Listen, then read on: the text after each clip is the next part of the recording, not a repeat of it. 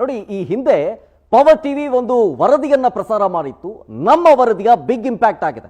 ಏನದು ವರದಿಯನ್ನ ಡೀಟೇಲ್ಸ್ ತೋರಿಸ್ತಾ ಇದ್ದೀನಿ ನೋಡಿ. ಒಂದೇ ಕೊಠಡಿಯಲ್ಲಿ 3 ಭಾಷೆಯ ಕಲಿಕೆಯನ್ನ ಮಾಡ್ತಾ ಇದ್ರು ಮಕ್ಕಳು.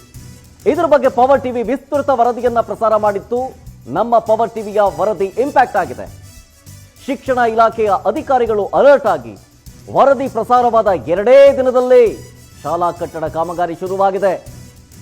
ಬೀದರ್ ಜಿಲ್ಲೆ ಬಾಲ್ಕಿ ತಾಲೂಕಿನ ಕಟಕ ಚಿಂಚೋಳಿ ಶಾಲೆ ಕಾಮಗಾರಿ ಶುರುವಾಗಿದೆ. ನೂತನ ಕೆಪಿಎಸ್ ಕಟ್ಟಡ ಕೊಠಡಿಗಳ ನಿರ್ಮಾಣಕ್ಕೆ ಪಾಯ ಕೂಡ ಹಾಕಲಾಗಿತ್ತು. ಜೆಸಿಬಿ ಮೂಲಕ ನೆಲ ಸಮತಟ್ಟು ಮಾಡಿ ಮಾರ್ಕಿಂಗ್ ಕೆಲಸ ಕೂಡ ಆಗಿದೆ. ಇದು ಪವರ್ ಟಿವಿ ವರದಿಯ ಬಿಗ್ ಇಂಪ್ಯಾಕ್ಟ್. ವರದಿ ಪ್ರಸಾರವಾದ 2 ದಿನದಲ್ಲಾಗಿರೋ ಇಂಪ್ಯಾಕ್ಟ್ ಇದು.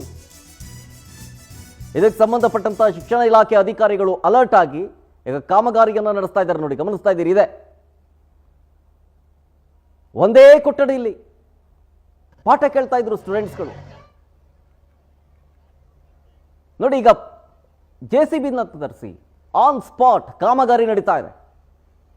ಕಾಮಗಾರಿ ಯಾಕೆ ನಡೀತಾ ಇಲ್ಲ, ಏನಾಯ್ತು ಸಮಸ್ಯೆ, ವಿದ್ಯಾರ್ಥಿಗಳ ಈ ಒಂದು ಸಮಸ್ಯೆಯನ್ನು ಎದುರಿಸ್ತಾ ಇದ್ದಾರೆ. ಇದನ್ನ ಯಾಕೆ ಯಾರೂ ಎಚ್ಚೆತ್ಕೊಂಡಿಲ್ಲ, ಕಣ್ಮುಚ್ಚಿ ಕೂತಿದ್ದೀರಾ, ಹೀಗಂತೇಳಿ ವರದಿಯನ್ನು ಪ್ರಸಾರ ಮಾಡಿ ಅಧಿಕಾರಿಗಳನ್ನ ಎಚ್ಚೆತ್ತುಕೊಳ್ಳುವಂತೆ ಮಾಡ್ತು.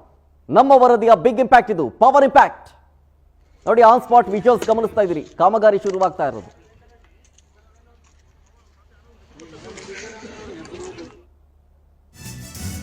ನೋಡಿ. KKRDB ಇಂದ KPSಗೆ 5 ಕೋಟಿ ರೂಪಾಯಿ, ಕೊಠಡಿಗಳಿಗೆ 68 ಲಕ್ಷ ರೂಪಾಯಿ ಅನುದಾನ ಸಿಕ್ಕಿತ್ತು.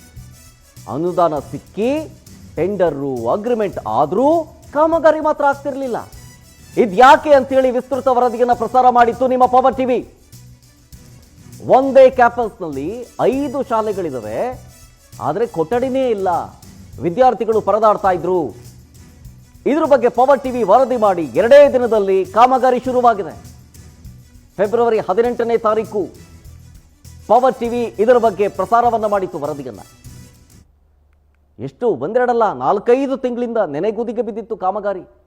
ಇದೀಗ ಈ ಕಾಮಗಾರಿಗೆ ಜೀವ ಕಳೆ ಬಂದಿದೆ.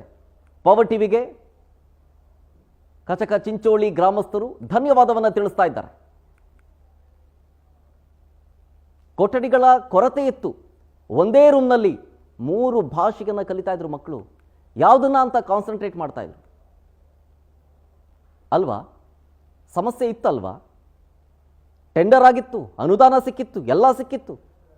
ಆದರೂ ಯಾಕೆ ಕಾಮಗಾರಿ ಮಾಡಿಲ್ಲ 4-5 ತಿಂಗಳಿಂದ ಅಂಥೇಳಿ ಫೆಬ್ರವರಿ 18ನೇ ತಾರೀಕು ಪವರ್ ಟಿವಿ ವರದಿಯನ್ನು ಮಾಡಿತ್ತು. ಇದಕ್ಕೆ ಸಂಬಂಧಪಟ್ಟಂತ ಅಧಿಕಾರಿಗಳನ್ನ ಸಂಪರ್ಕ ಮಾಡಿ ಅವರನ್ನ ಮಾತನಾಡಿಸುವಂತ ಪ್ರಯತ್ನಗಳಾಗಿತ್ತು